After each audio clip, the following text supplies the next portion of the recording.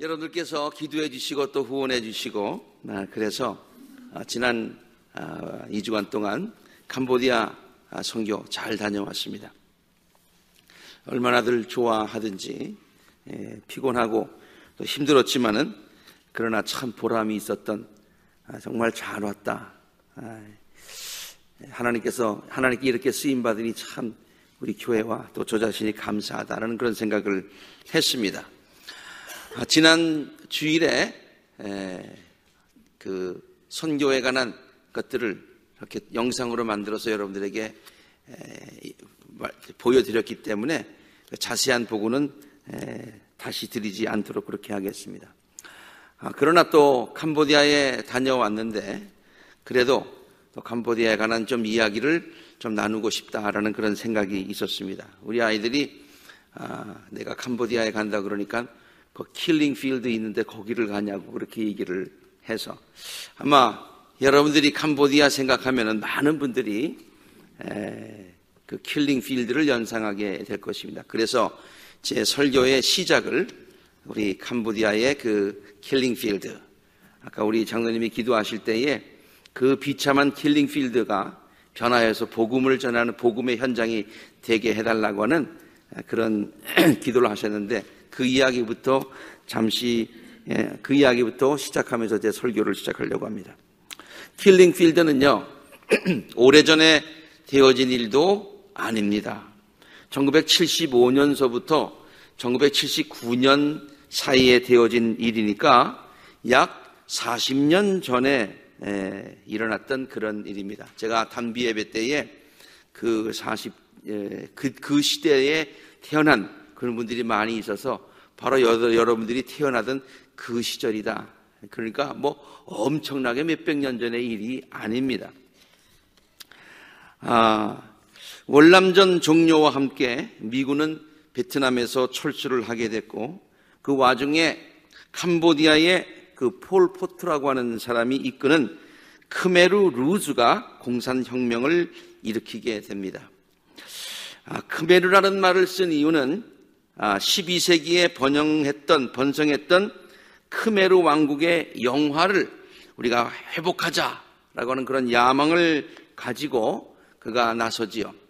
그동안에 많은 프랑스나 외세의 침략이 많이 있어서 거기에 너무 시달렸기 때문에 이제는 자주 우리의 힘으로 하자, 우리의 영광을 회복하자 그러면서 크메르 왕조가 생각이 났던 것 같아요. 그래서 그 영광을 회복하자. 그런데 크메르 왕조라고 쓰지 않고 크메르 루즈라고 쓴 것은 여러분 그 루즈가 프랑스만에서 나왔는데요. 루즈는 빨갛다는 뜻이죠. 옛날에 루즈를 칠한다 그러면은 빨갛게 입술을 칠하는 것을 얘기하고 있어요. 그래서 크메르 루즈는 크메르 공산당, 크메르 빨갱이라고 볼 수가 있겠죠. 그래서 빨간 혁명을 이제 시작을 하는데요. 그는 모든 사람이 평등한 공산사회를 만들자. 그동안에 외세도 있었고, 그리고 또 가진 자들도 있었고, 또 불평등으로 인해서 나라가 이렇게 엉망이 되었으니까, 이제 모든 것을 다 청소하자. 아주 그냥 처음서부터 다 좀 깨끗하게 정리하자. 그런 생각을 가지고, 가진 자들을 다 처치하고. 그래서 푸놈펜의 도시에 비교적 중산층이라고 생각되는 사람들의 대부분들을 전부 다 시골로 농토로 이주를 시켜가지고 거기서 농사를 갖다 강제 노역을 하게 하고 거기 본래 살던 사람은 이제 그들을 지배하는 사람이 되고 이렇게 아주 세상을 다 뒤바꿔 놓게 되었습니다. 그리고 배운 자들은 이게 참 말을 잘 안 들어요. 그러니까 다 죽이고 근데 배운 자인지 안 배운 자인지 무슨 입시 시험 칠 수도 없고 그러니까 어떤 때는 안경을 꼈다 그러면 넌 배웠지 그러고 죽였다 이 말이지. 그래가지고 그 청소하는 그 대혁명을 일으키게 되죠. 공산혁명을 일으키게 됩니다. 이러한 혁명 과정 가운데 엄청난 학살이 일어납니다. 확실한 통계를 알 수는 없지만은 지금까지 조사되고 확인된 바에 의하면은 적어도 200만 명 이상은 학살되었다는 것이죠. 250만 명까지 이야기하는 사람이 있어요. 아니 무슨 오차가 50만 명이 나는 오차가 있겠습니까? 그러니까 뭐 잘 알지도 못하는 사람들이 엄청나게 죽은 것이죠.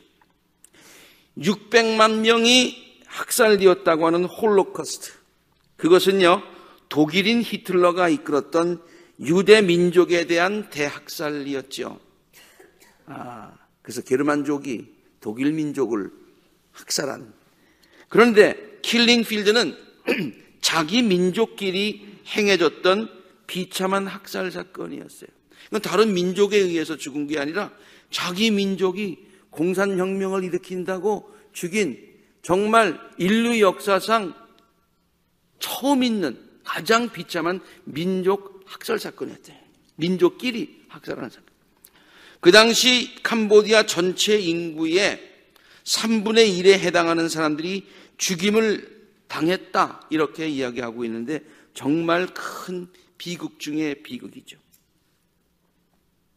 저도 이번에 캄보디아 현지 사역자 수련회를 마치고요, 푸놈페에 위치한 킬링필드 박물관을 방문하여 보았습니다. 날씨가 너무 더워서 조금 멀리 나가면은 실제로 그 많은 사람들이 묻혀있는 해골이 많이 발굴된 그 장소를 간다고 했는데 너무 더워서 95도, 97도 그렇게 되니까요. 그래서 못 가고 시내에 있는 박물관이라고 하는 곳을 한번 가보았습니다. 그 장소는 한때 초등학교 건물이었었는데요. 한창 공산혁명이 진행될 때에는 많은 사람들을 붙잡아다가 고문하고 그리고 또 죽여서 그래서 그 장소까지 가서 묻었다고 하는 그런 장소로 사용됐는데 그것이 하나가 아니라 그런 장소가 엄청나게 전국에 퍼져 많이 있었다는 것이죠. 거의 국민학교의 대부분은 그렇게 사용되었다고 하는 거예요. 그곳에 전시된 많은 사진들 제가 많이 찍어왔습니다만은 너무 끔찍해서 그 사진을 다 보여드리지는 않겠습니다. 여러분 궁금하시면 직접 한번 찾아보시기를 바랍니다. 그런데 이 사건이 얼마나 캄보디아 전역에서 일어난 끔찍한 사건이한가를 보여주는 사진 한 장이 있어요. 그 사진을 제가 다 찍어왔는데 뭐 자료를 보니까 많이 있더라고요. 그래서 제 사진기에서는 다 지웠습니다. 너무 끔찍해서. 근데 한 장만 남겨놨는데 바로 이 사진을 남겨놨어요. 왼쪽에는 그냥 타일랜드 사진, 캄보디아의 지도입니다. 캄보디아가 저렇게 분홍색으로 있는 그렇게 생겼어요. 그리고 오른쪽에 있는 것은 그것을 확대해 놓고요, 캄보디아만 놓고서 거기에 뭘로 가만히 남의 집에 무슨 콩을 갖다가 놓은 줄 알았어요. 그래서 가서 보니까 그게 전부 다 해골이에요. 해골이에요. 나라 전체가 해골로 뒤덮였다. 나라 전체가 해골로 뒤덮였었다. 그 당시에는 그것을 웅변적으로 보여주는 그런 사진이죠. 불과 40년 전에 일어난 일입니다. 그때를 가만 계산해 보니까 제가 대학교를 졸업하고 직장 생활하면서 미국에 오는 것을 준비하는 그 기간이었더라고요. 이렇게 돌이켜보면은 생각나는 많은 사람들의 기억 속에 아직까지도 있는 그런 사건이에요. 그래서 40대 이후에 많은 사람들은 아직도 그날의 아픈 기억들을 갖고 있다고 하는 것이죠. 어렸을 때에 부모가 돌아가시고 가까운 친척이 있고 한 달이 건너면 연관되지 않은 사람이 없다, 그런 얘기예요. 저는 그렇게만 알았었는데 이번에 가서 그분들에게 직접 이야기를 듣고 선교사님들의 이야기를 들으면서 새롭게 깨달은 사실이 있는데 그보다 더 슬픈 현실이 있더라고요. 그것은 뭐냐면은 지금도 모든 캄보디아 사람들의 내면에 존재하고 있는 갈등과 분열이라고 하는 거예요. 갈등과 분열이 모든 캄보디아 사람들이 다 갖고 있는 거예요. 내면에 존재한다고 하는 얘기는 비록 드러내지는 않지만 그 속에 분명히 있다는 거예요.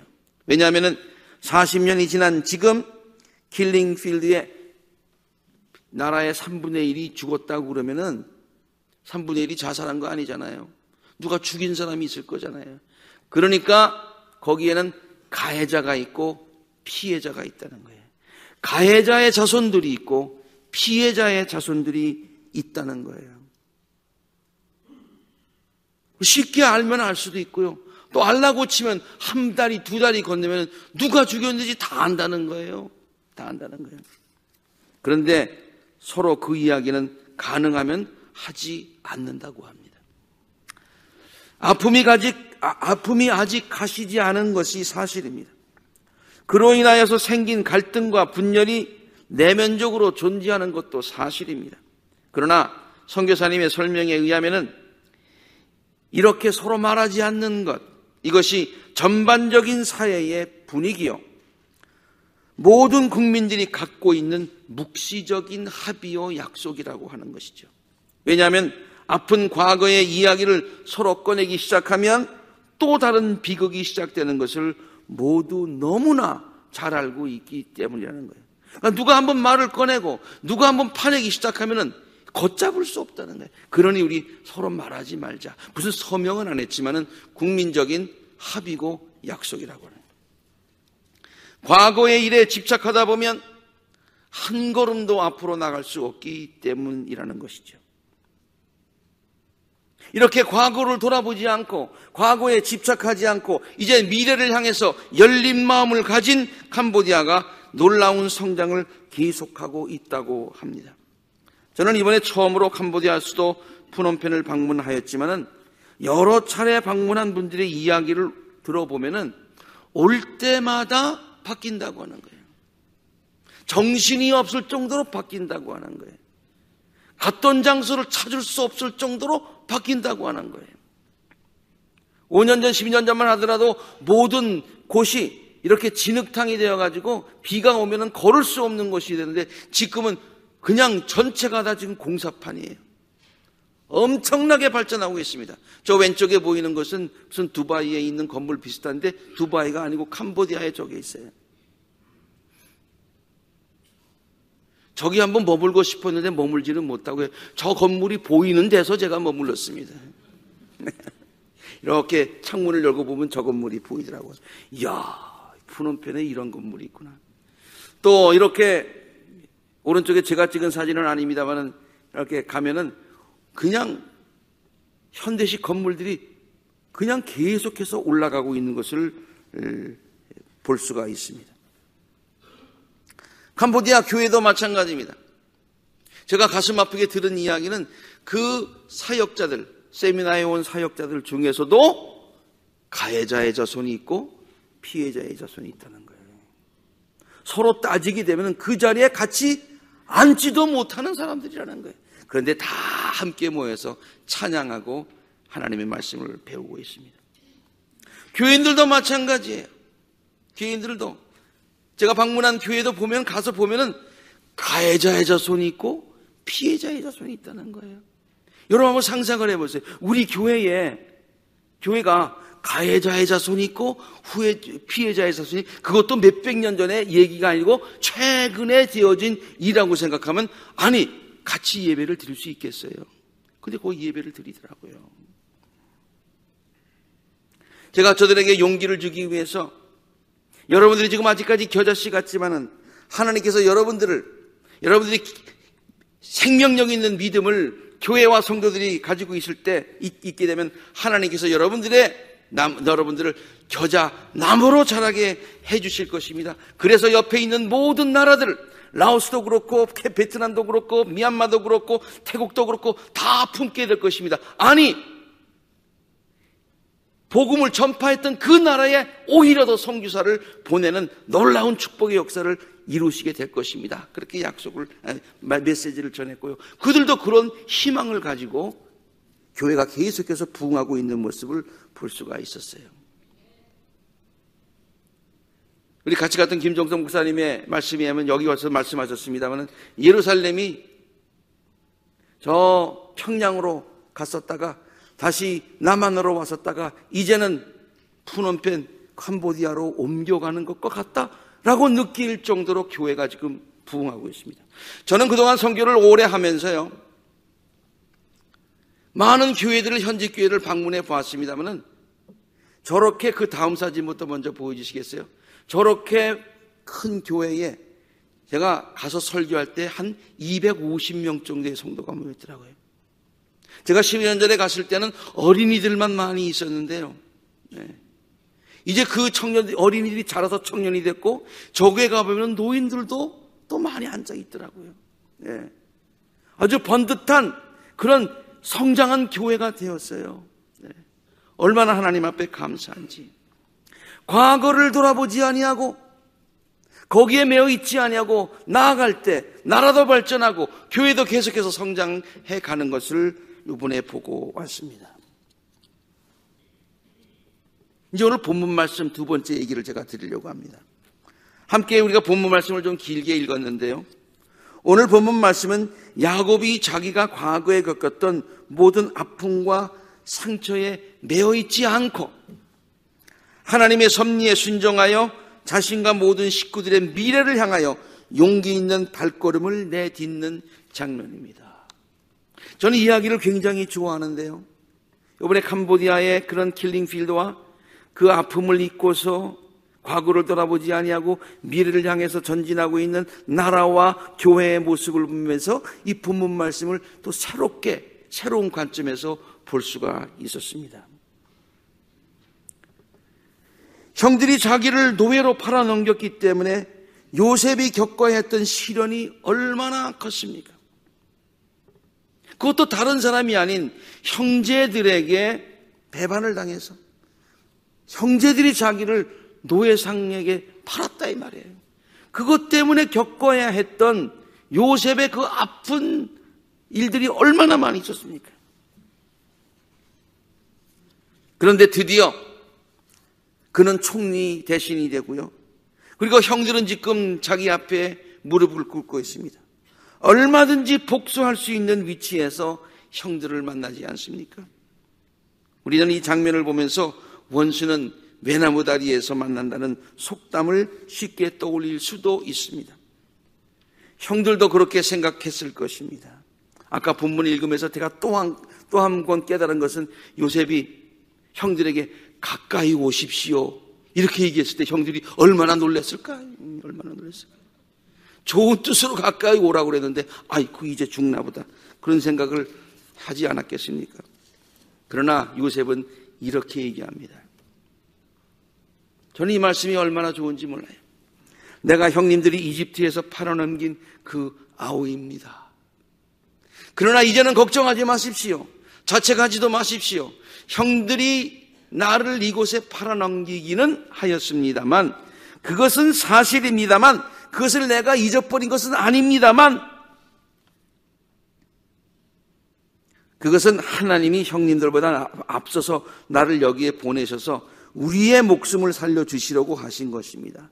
우리의 목숨, 나의 목숨이 아니고 당신의 목숨이 아니라 우리의 목숨을 살려주시려고 하신 것입니다. 하나님이 나를 형님들보다 앞서서 보내신 것은 하나님이 크나큰 구원을 베푸셔서 형님들의 목숨을 지켜주시는 것이고, 또 형님들의 자손을 이 세상에 살아남게 하시려는 것입니다. 그건 하나님의 섭리입니다. 하나님의 뜻입니다. 나는 그러므로 하나님의 뜻에 순종하겠습니다. 그러므로 실제로 나를 이곳에 보내신 것은 형님이 아니라 하나님의 뜻입니다. 하나님이십니다. 요셉은 지나온 세월을 후회하고 있지 않습니다. 지나온 아픈 기억들로 인해서 슬퍼하거나 원망하고 있지도 않습니다. 형들을 향한 복수심에 불타 있지도 않습니다. 오히려 요셉은 이 모든 일들이 자신과 모든 가족들을 축복의 길로 인도하시는 하나님의 섭리로 믿고 그 섭리에 순종합니다. 자기뿐만이 아니라, 형님뿐만이 아니라 모든 식구들을 축복의 길로 인도하시는 과정이다, 이렇게 생각해야 됩니다. 물론 아까도 보았습니다만 요셉이 자신의 아픈 과거를 다 잊어버렸다는 말이 아닙니다. 요셉은 그것보다, 그럼에도 불구하고 잊어버린 것은 아니지만 과거에 그런 일이 있었던 것은 사실이지만 그것보다 더 중요한 게 있었다는 얘기예요. 그것이 바로 자신과 모든 식구들을 향한 미래였고, 과거보다 중요한 것이 미래였고, 그리고 내 생각보다 중요한 것이 하나님의 뜻이었고, 그런 뜻입니다. 이런 생각을 한번 해봤습니다. 만일 요셉이 과거의 슬픈 기억에 집착하여서 형들에게 복수를 했다고 한번 가정해 보십시다. 형들이 복수를 했다. 그러면 우리 연속극을 보면서 복수하는 장면이 나오면은 보는 사람들이 마음이 대리만족하면서 아, 시원하다, 뭐 그렇게 느꼈는지는 모르겠어요. 성경을 읽다가도 아, 형들이 이럴 수가 있어, 그러다가 바로 이 장면이 되면은 아, 시원하다, 그렇게 느낄 수 있을지는 모르겠어요. 그러나 잘 한번 생각해 보세요.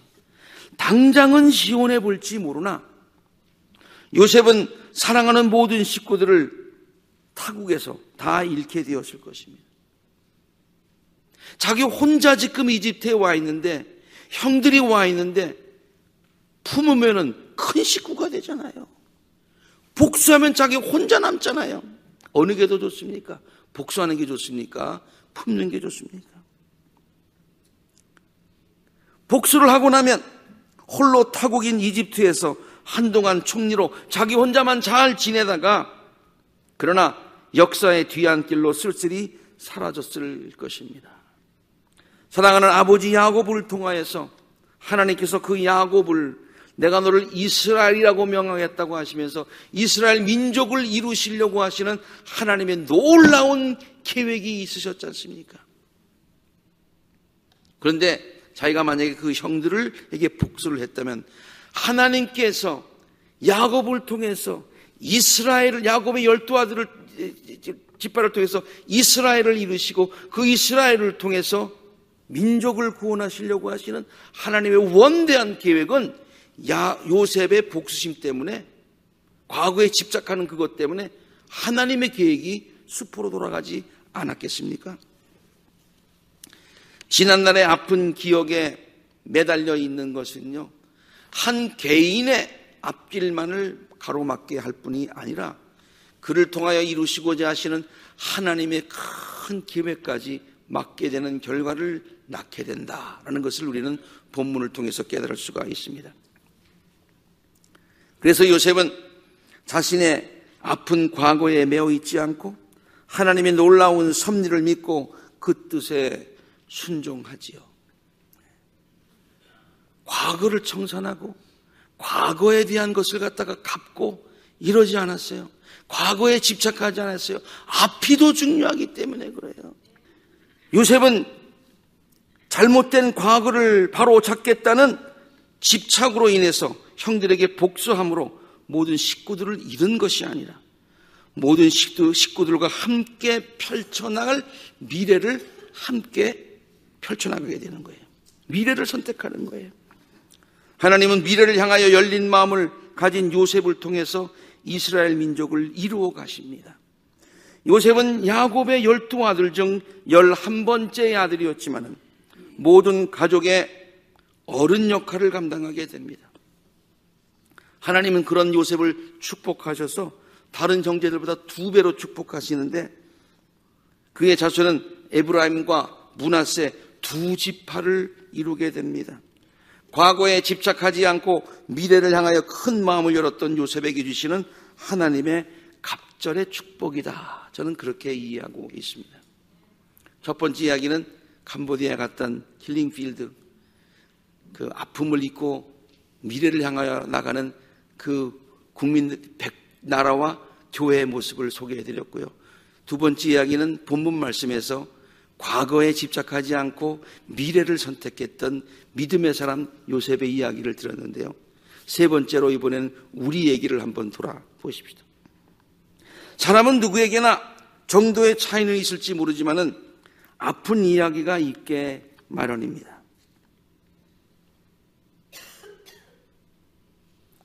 파도를 헤치지 않고 항해한 배가 없듯이 인생의 파도를 겪지 않고 지금까지 살아온 사람이 없습니다. 그렇죠? 제가 설교를 하면서 이 말을 쓰고서 너무 좋아서요. 다시 한번 읽어드리겠습니다. 파도를 헤치지 않고 항해한 배가 없듯이 인생의 파도를 겪지 않고 지금까지 살아온 사람이 없지 않습니까? 물론 어떤 파도들은 우리들의 배를 더 빨리 가게 해준 것들도 있습니다만은 또 어떤 파도들은 우리들의 배를 거의 침몰시킬 뻔한 것들도 있었을 것입니다. 과거에 경험한 무서운 파도들로 인하여서 앞으로의 항해를 두려워하는 그런 사람이 어디 있겠습니까? 물론 두렵죠. 그러나 지나온 파도가 심했다고 해서 이제는 그만두겠다라고 바닷가 가운데 중간에 서 있는 배가 어디 있느냐 그런 얘기예요. 계속 가야죠. 그럼에도 불구하고. 앞에서 캄보디아의 킬링필드와 요셉의 이야기를 했기 때문에 분노의 폭풍만을 지금 이야기하고 있는 것은 아닙니다. 우리에게 그런 복수심이 있지만은 그 복수심을 용서해라. 뭐 그런 얘기만은 아니에요. 그것도 물론 포함하고 있기는 하지만 그것만이 아니라 과거에 집착하지 말고 미래를 향하자는 그런 이야기는요, 우리들로 하여금 미래를 향하여 힘찬 발걸음을 내딛지 못하게 하는 모든 과거의 나쁜 기억들을 말하고 있는 것입니다. 우리들로 하여금 미래에 대하여 자신감을 갖게 하지 못하게 하고 앞으로 향하는 우리들의 발목을 무의식적으로 붙들고 있는 모든 나쁜 기억들을 다 포함하고 있는 것입니다. 그거 없는 사람은 없지요. 없는 사람은 없습니다. 그러나 붙들려 있지 말자 그런 얘기예요. 어떤 이들은 사람들로 인하여 받은 심한 상처들 때문에, 특히 가까운 사람에게 받은 상처 때문에 사람을 믿지 못하는 경우가 있습니다. 근데 어떻게 우리가 사회를 살아가면서 사람 믿지 못하고 어떻게 살아가겠어요? 사람 믿지 못하면요, 한 발자국도 더 나아갈 수 없습니다. 어릴 때에 그런 상처를 입었으면 그 정도가 더 심한 것을 발견할 수 있어요. 그 기억이 앞으로 남들과의 신뢰관계를 갖는데 큰 장애를 갖게 하죠. 늘 이런 생각을 합니다. 또 속으면 어떡하나? 이번에도 또 상처를 받으면 어떻게 하나? 과거에 실패한 경험들로 인해서 앞으로 새로운 일을 과감하게 추진하지 못하는 사람들도 많이 있습니다. 이번에도 또 실수하면 어떡하나? 이번에도 또 실패하면 어떡하나? 차라리 안 하면은 본전은 될 텐데, 뭐 이런 생각하고 그저 그냥 가만히 있는 사람들이 있습니다. 한 걸음도 앞으로 발을 내딛지 못하는 사람이 있다는 말이죠. 과거에 저지른 잘못들 때문에, 과거에 저지른 죄 때문에 그 죄책감으로 인해서 우리들의 발걸음을 무겁게 하면서 한 걸음도 더 이상 내딛지 못하는 사람들도 있습니다. 내가 무슨 자격으로 그런 일들을 하려고 하니? 하나님은 너를 그런 일을 하려고 하는 하나님은 어떻게 생각할까? 뭐 이런 두려움에 사로잡혀 있는 사람들이 있다는 얘기예요. 그러나 하나님의 자녀인 우리 성도들은 이러한 과거에 얽매여서 미래를 향한 발걸음을 주저해서는 안 될 줄로 믿습니다. 과거에 얽매이지 말고, 하나님은 우리들로 하여금 과거에 얽매이지 말고 우리들로 하여금 큰 꿈을 갖고 그 비전을 향해서 힘찬 발걸음을 내딛기를 원하시는 줄로 믿습니다. 과거에 겪었던 상처들 때문에 내가 나에게 대해서 갖게 된 생각, 이거는 주관적인 생각이 대부분입니다. 내가 나에게 대해서 갖게 된 생각. 두 번째, 혹시 남들이 나에게 대해서 갖고 있을 것이라고 여겨지는 생각. 이것도 정확한 것은 아닙니다. 혹시 내가 잘못한 것 때문에, 알려진 그런 것 때문에 남들이 나를 어떻게 생각하고 있을까라고 생각되어지는 그런 생각을 얘기하고 있어요. 또한 내가 행한 잘못과 죄들로 인해서, 특별히 하나님 앞에서 저지른 잘못으로 인해서 하나님께서 나에게 어떤 생각을 갖고 계실까라는, 혹시 하나님이 나를 심판하시지는 않을까라는 그런 두려운 생각들. 물론 하나님을 경외하고 자기의 행동을 반성하는 것 중요합니다.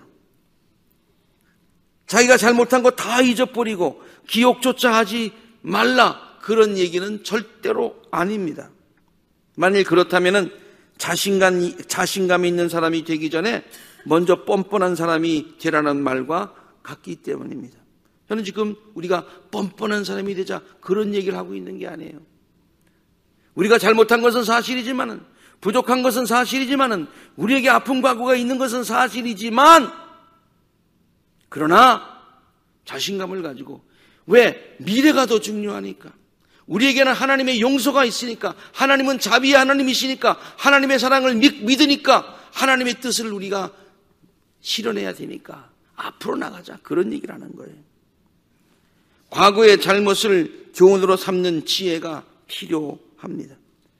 그러나 그 과거가 우리들로 하여금 미래를 향한 새로운 힘찬 발걸음을 붙들어 놓는 걸림돌이 되어서는 안 되고, 그것이 교훈이 되어서 우리들의 앞길을 더 바르게 가게 하는 디딤돌이 되어야 된다, 그런 말씀이죠.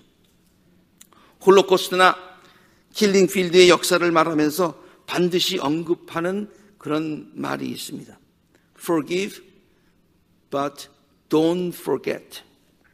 그 역사를 잊어서는 안 된다는 말이지요. 잊지 말아야 된다는 거죠.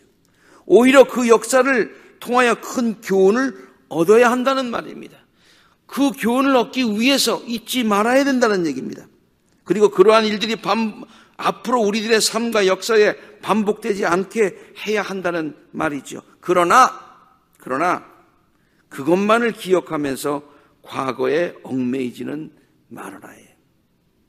마음을 열어라, 용서해라, 마음을 활짝 열어라, 믿음을 가지고 전진해라, 그런 얘기 아닙니까? 먼저 하나님께 용서받고 서로를 용서하고 또 자신을 용서함으로 미래를 향한 힘찬 발걸음을 함께 새롭게 내디뎌야 된다, 그런 말인 줄로 압니다. 세상의 사람들도 그러한 지혜를 갖고 살아야 한다고 외치지 않습니까? 그런데 하물며 하나님을 믿는 우리 신앙인들은 더욱 그래야 되지 않겠습니까? 앞을 향해 발걸음을 내딛지 못하고 뒤만을 돌아보는 사람이 성경에서는 소금 기둥이 된다고 간접적으로 우리들에게 가르쳐주고 있습니다. 믿음은 앞을 향한 힘찬 발걸음이기 때문입니다. 믿음이 우리들로 하여금 앞으로 힘찬 발걸음을 내딛게 하기 때문입니다. 이러한 믿음을 소유하시는 우리 모두가 되시기를 간절히 바랍니다. 함께 기도하시겠습니다.